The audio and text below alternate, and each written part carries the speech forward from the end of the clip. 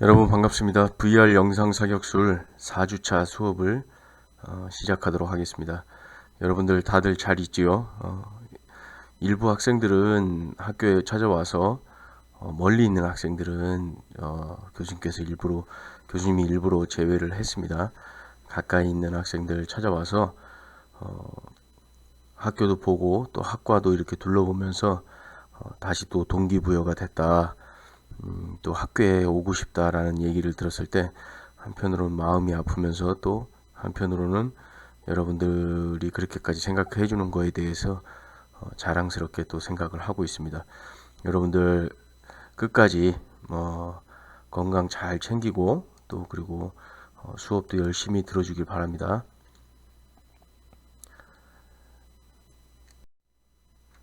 자, 이번 시간에는 K11 복합 소총에 대해서 강의를 하도록 하겠습니다. 여기 위에 있는 것들이 바로 사통 장치라고 하는데, 여기에 이제 그 레이저를 통해서 적의 어떤 거리를 가늠하고 또 야시경 밤에 보는 그런 장비가 또 붙여져 있고, 또 그리고 조준하는 조준경, 이렇게 장치들이 부착이 되어 있습니다. K11 복합 소총이라고 왜 명명을 했냐면, 이 아래쪽에 보면 5.56mm 지금 현재 쓰고 있는 K2나 K1의 어떤 소총의 기능이 들어가 있고, 위쪽에는 그 20mm 유탄 발사기가 설치가 되어 있습니다. 그래서 유탄 발사기가 위에 있고 아래쪽은 5.56mm 소총이 합쳐져서 이 두 가지가 합쳐졌다라고 해서 복합 소총이라고 명명을 하고 있습니다. 앞에 보이는 것이 5.56mm 탄알집이고 뒤쪽에 있는 것이 20mm 유탄 발사기 탄알집이 되겠습니다. 그래서 이 두 가지가 합쳐져 있는 복합 소총이 되겠습니다. 그림에서 보는 것과 같이 앞에 좌측에 있는 게 초기형, 뒤쪽에 있는 것이 개량형 형태의 그 K11 복합 소총이 되겠습니다. K11 복합 소총은 2000년에 개발 착수해서 2008년도에 전투 적합 판정을 받았습니다. 전투 적합 판정이라는 것이 뭐냐면 당장 야전에서도 일선 부대에서도 사용할 수 있다라는 그 판정을 해준 것이 바로 전투 적합 판정이고 2010년도부터 보급이 시작되었긴 했습니다. 그러나 현재는 여러 가지 기술에 대한 그 결함과 그리고 소총의 결함 부분이 발생을 해서 개발이나 보급이 중단되어 있는 상태입니다.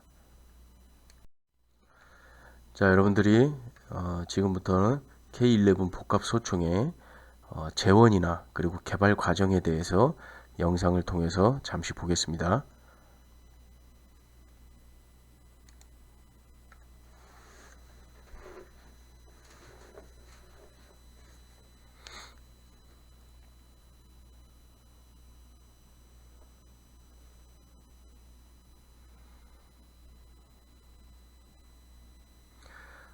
이 영상은 국방과학연구소에서 제작을 해서 지금까지 시험 운용했던 어떤 결과나 이런 것들을 보여주고 있습니다.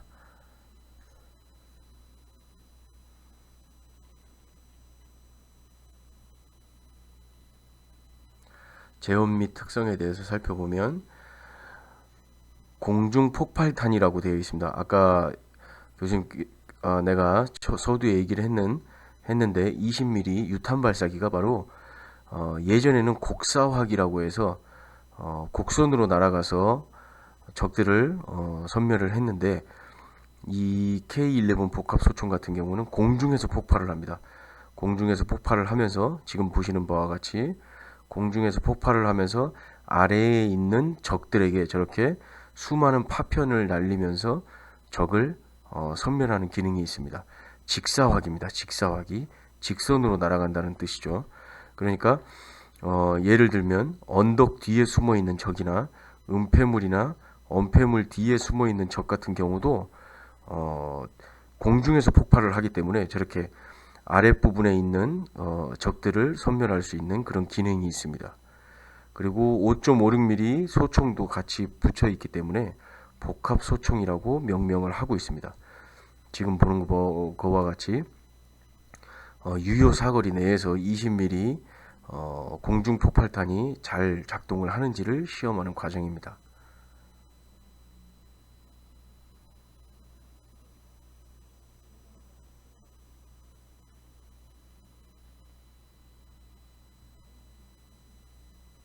그리고 아까 얘기했던 사통장치, 위쪽에 달려있는 사통장치를 통해서 주간과 야간에 잘 보이는 부분에 대해서 시험하고 있는 장면이 되겠습니다.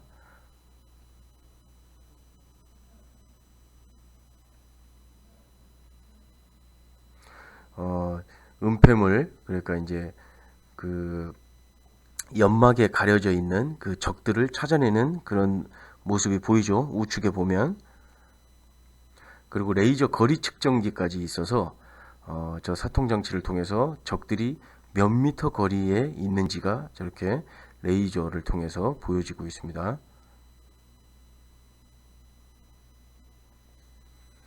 그리고 소총의 명중은 잘 되는지, 소총 발사 장치에 이상은 없는지를 시험하고 있는 장면입니다.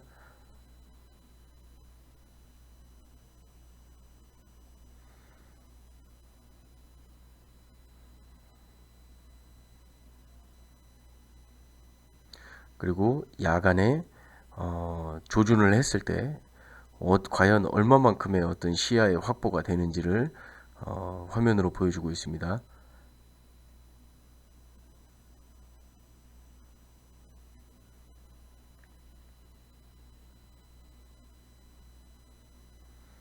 환경시험이라고 해서 소총에 충격을 가하고 이렇게 저온 시험, 고온 시험을 거치고,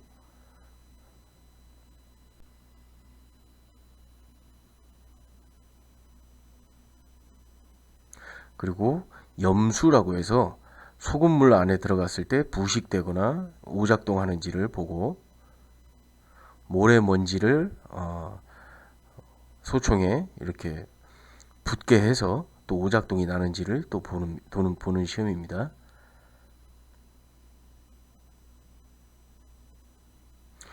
하나의 소총이 개발이 된다든지 아니면 하나의 무기를 개발하기 위해서 이렇게 수많은 테스트를 거치고, 또 그 테스트를 거치는 과정에서 문제점은 없는지에 대해서 계속해서 지속적으로 시험을 통해서, K11 복합 소총 같은 경우도 2008년도에 전투 적합 판정을 받았죠. 근데 그 이후에도 계속해서 문제가 발생을 했기 때문에 현재는 개발이나 보급이 중단되어 있는 상태다라는 것입니다.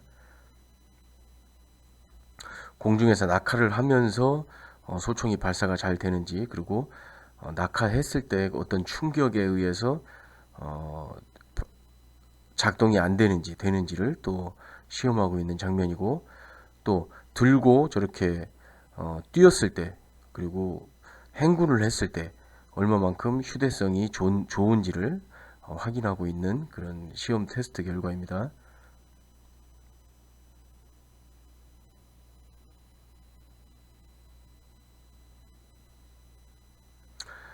시험 평가 결과는 2008년도에 전투용으로 적합 판정을 받았다라고 돼 있죠. 지금 현재까지의 어떤 그 시험 테스트 장면에서 봤을 때는 2008년도까지의 테스트 과정에서 봤을 때는 적합 판정을 받았습니다. 근데 이제 2008년 이후부터 보급이 되기 시작하고, 본격적으로 보급된 건 2010년도부터고, 2010년도부터 일선 부대인 그 25사단 내에서 이 사단 장병들을 통해서 테스트를 했을 때 소총 안에서 20mm 그 유탄 발사기가 유탄 발사 그 탄알이 폭파하는 그런 사고도 있었고, 그래서 그 군인들이 다치는 그런 경우가 비일비재하게 생겨나면서 다시 한번 또 테스트를 하게 되고 재차 테스트를 하게 되면서 결국에는 개발 예산이 삭감이 되고 종국에는 중단이 되었던 그런, 어떻게 보면 미래를 대비해서 우리가 사용하고 있는 K1, K2 소총을 대체할 소총으로 개발을 했는데 결과적으로는 좋은 결과를 얻지는 못했습니다. 자, 지금 보는 화면은 실제 발사만 했을 때의 어떤 시험 테스트 결과를 영상으로 보도록 하겠습니다.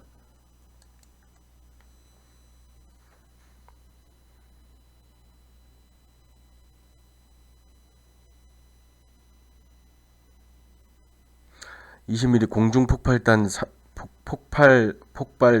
사격을 할 때는 저렇게 뒤로 당겼다가 앞으로 넣는 그런 방식의 볼트 액션 방식이라고 합니다.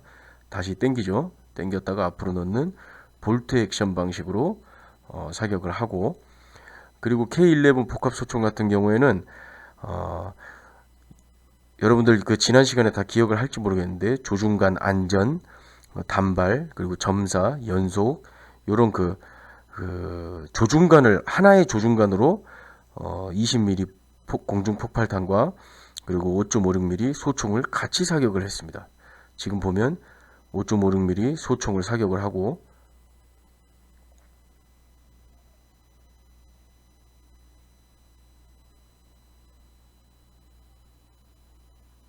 이렇게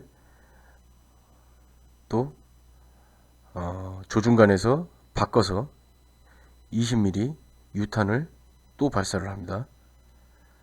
저렇게 아주 손쉽게 하나의 어떤 조준 장치로 쉽게 소총과 유탄 발사기를 변경을 해서 발사를 할 수가 있습니다.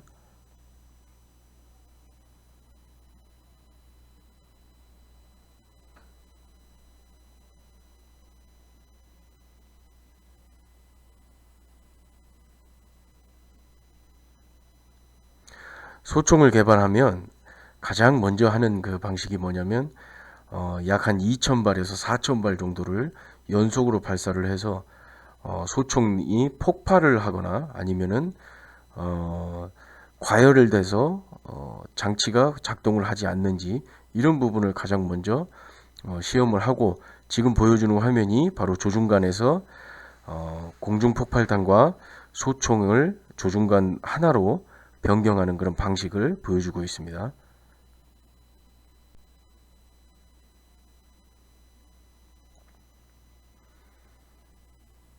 설명하는 부분이 뭐냐면 아주 쉽게 이렇게 그 유탄 발사기와 소총의 어떤 그 변경을 할 수 있다. 그래서 유용성이 굉장히 좋다, 효과가 좋다라는 부분에 대해서 설명을 하고 있는 부분입니다.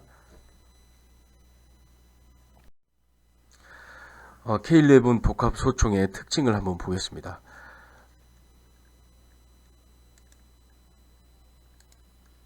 아까 교수님이 얘기했죠. 사통장치라고 해서 소총 윗부분에 달려있던 그 부분인데, 주간 광학 모듈, 이게 무슨 말이냐, 멀리까지도 볼 수 있는 그런 모듈이고, 그 다음에 열상 모듈, 야간에 적을 찾아내는 그런 모듈을 얘기를 합니다. 아까 영상에서도 봤던 것처럼 레이저를 통해서 거리가 얼마나 되는지, 적들이 있는 거리가 얼마나 되는지를 측정하는 장치, 이런 것들이 하나로 들어가 있는 그 사통 장치를 가지고 있는 특징이 있습니다. 그리고 작동 방식에는 아랫부분에 있는 5.56mm 소총과 위쪽에 있는 20mm 유탄 발사기, 이 두 가지가 같이 되어 있다. 작동은 5.56mm 가스 작동식으로 만들다 보니까 무게를 줄이고 반동을 줄였다라는 것입니다. 5.56mm 가스 작동식은 여러분들 지난 시간에 그 공부했었던 K1A가 이 5.56mm 가스 작동식이 되겠습니다. 그리고 소총 외에 위쪽에 있는 유탄 발사기는 아까 얘기했죠. 뒤쪽으로 당겼다가 앞으로 미는 이 20mm 상부 폭발탄은 볼트 액션 방식으로 작동을 한다라는 것이고, 양손잡이를 고려한 좌우 놀이쇠를 가지고 있고, 이런 그 아주 큰 장점이 됩니다. 이 왼손잡이를 고려해서 우측에도 놀이새가 있고 좌측에도 놀이새가 있다라는 것입니다. 놀이새의 기능이 뭐죠? 바로 소총을 장전하는 기능이 있죠. 그 놀이새가 좌측에도 우측에도 달려 있다라는 것입니다. 그리고 350mm 현대 성인의 남성의 신체를 고려해서 제작을 했고 대인용 스마트탄으로 살상 능력을 증가했다. 대인용 스마트탄이라는 것은 뭐냐면 아까 20mm 유탄 발사기가 공중 폭발탄이라고 했죠. 공중에서 폭발하고 적이 숨어 있어도 위에서부터 폭발을 해서 아래쪽으로 그 유탄들이 떨어지기 때문에 아래에서 숨어 있던 그런 그 적들을 살상할 수 있는, 그래서 대인용 스마트탄이다라고 명명을 하고 있습니다. 자, 조금 전에 얘기했던 이 사통장치, 이 안에 광학 묘듈, 그래서 멀리 있는 것들을 가까이 당겨서 볼 수가 있고 또 주 야간에 어떤 그 시안성을 확보를 하고 또 그리고 적이 얼마만큼의 거리에 있는지에 레이저를 통해서 거리를 측정하는 이 장치를 바로 사통장치라고 합니다.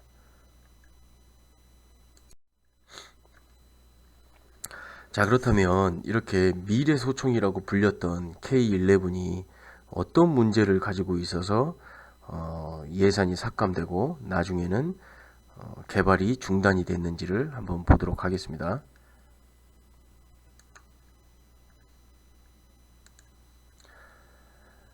예산이 삭감되고 개발이 중단된 그 문제점은 어떤 것이 있는지, 자, 처음에 보면 부족한 야전 시험, 2008년도에 적합 판정을 받았는데 이후에 곧바로 야전에 배치되어서 실전 테스트에 대한 준비와 적용의 시간이 부족하였다.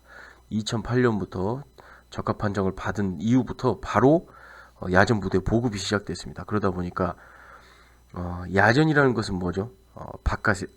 밖에 실제의 어떤 전장이나 전투의 어떤 그런 지형 지물이 적용되어 있는 곳이 야전이라고 합니다. 이런 곳에서의 계속 지속적인 발사 시험이나 아니면은 환경적인 어떤 테스트가 그렇게 많은 부분 되지 못했다라는 것입니다.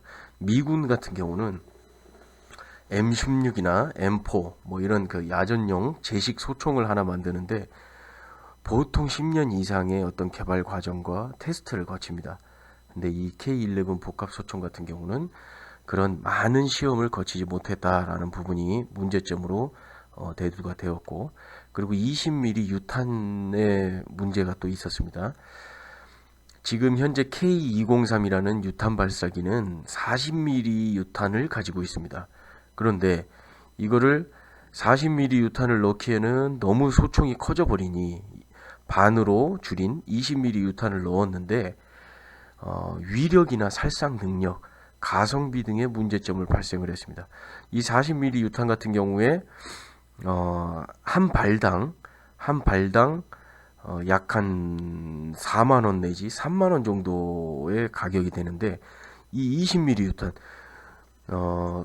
크기는 줄었는데 20mm 유탄 같은 경우는 스마트탄이라고 해서 공중에서 폭발하는 그런 능력, 어떤 그 기술력이 집합되어 있다 보니까 한 발당 약 한 12만원, 11만원의 가격이 책정이 됐습니다. 그러다 보니까 40mm 유탄에 비해서 위력이나 살상 능력은 떨어지는데 가격은 더 비싼 그런 문제점이 발생을 했고, 그리고 조준장치, 아까 그 사통장치라고 하는 그 조준장치가 또 여러가지 문제가 있었는데 레이저 거측기의 측정이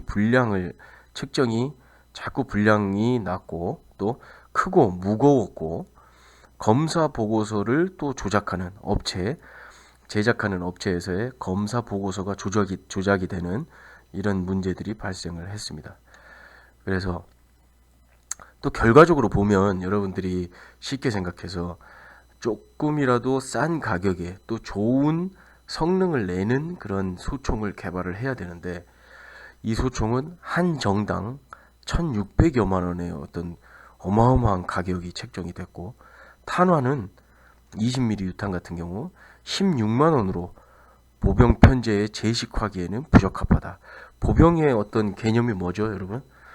많은 인원수가 가서 또 많은 적을 상대를 하고 그러다 보면 많은 탄을 소비를 하게 됩니다. 근데 한 발당 16만 원이라는 것은 어떻게 보면 이 가성비 측면에서 굉장히 나쁜 소총이 되겠죠. 그러다 보니까 결과적으로는 이 채택을 하지 못하는 어떤 결과를 가져왔다라는 그리고 부분을 아까 서두 애들이 잠깐 얘기를 했지만 K11 복합 소총이 많은 결함이 있었다라는 부분에 대해서 얘기를 했었죠. 20mm 고폭탄 발사 후에 5.56mm 소총을 사격을 해야 되는데 불량이 나서 발사가 되지 않는 그런 문제가 있었고, 사격 충격에 의해서 소총의 축이 변형이 됐다. 소총이 뒤틀렸다라는 내용이죠. 그리고 노리새가 중간이나 후반에서 멈춰버리는 그런 문제가 생겼고, 약실 내에서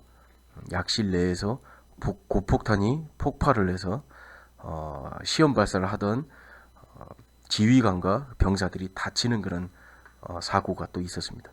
그리고 사통장치 내장 배터리가 폭발을 했고, 그리고 조립 불량이 다수 발생해서 도저히 우리나라의 제식 소총으로 우리나라 군인들에게 전부 다 보급하기에는 많은 결함이 있었고 문제가 있었다라는 부분이 발생을 했습니다. 소총과 비슷한 이런 총을 들고 행진을 했던 적이 있습니다. 그러나 정식적으로 채택이 돼서 보급이 되고 그걸 사용한다라는 보고는 아직까지는 없습니다. 그래서 이 우리나라의 K11과 유사한 복합 소총은 미군도 중국도 그리고 북한군도 정식적으로 채택을 해서 현재 사용하지는 않는다라고 알고 있으면 되겠습니다. 자, 이렇게 해서 VR 영상 사격술 4주차 수업은 모두 마치도록 하겠습니다. 여기 보면 과제물이 있는데 새로운 미래용 소총이 필요할까? 과연 필요하다면 왜 필요해야 하는지, 또 아니면 현재의 K2 소총이나 K1 소총을 개량만 해서 사용하면 되는 것인지, 개량만 해서 사용하면 왜 도대체 새로운 소총을 개발하려고 하는 것인지, 그리고 과연 지금 있는 K1이나 K2를 정말 대체해서 새로운 소총이 필요한지, 보병에게 시대가 많이 변했죠. 세월이 많이 변해서 현재의 어떤 보병 무기가 중요한 시대는 아닙니다. 그러다 보니까 어떤 이 복합 소총이나 새로운 소총의 개발과 또는 사용이 과연 필요할지 여러분들의 생각을 아주 자유롭게, 내가 평소에 생각하고 있던 그런 부분을 자유롭게 생각해서 작성을 하고 나중에 등교시에 제출하면 되겠습니다. 자, 지금까지 수업 듣느라 고생 많았는데 잠시 뒤에 2교시는 여러분들 그 동영상을 통해서 K1 복합 소총의 개발 과정과 또 개발의 어떤 단계, 그리고 재원, 이런 것들을 좀 더 자세히 알아볼 수 있는 동영상 시청을 하도록 하겠습니다. 여러분들 코로나 확진자가 갈수록 줄어들고 있습니다. 여러분들도 사회적 거리두기를 조금만 더 시행을 해서 여러분들을 빨리 보고, 또 여러분들이 강의실 안에서 또 야외에서 실질적으로 빨리 연습을 하고 훈련을 할 수 있는 그런 시간이 왔으면 좋겠습니다. 여러분들 건강 조심하고 만나는 날까지 건강히 잘 있길 바랍니다. 자, 이것으로 VR 영상 사격술 4주차 수업을 모두 마치겠습니다. 여러분들 고맙습니다.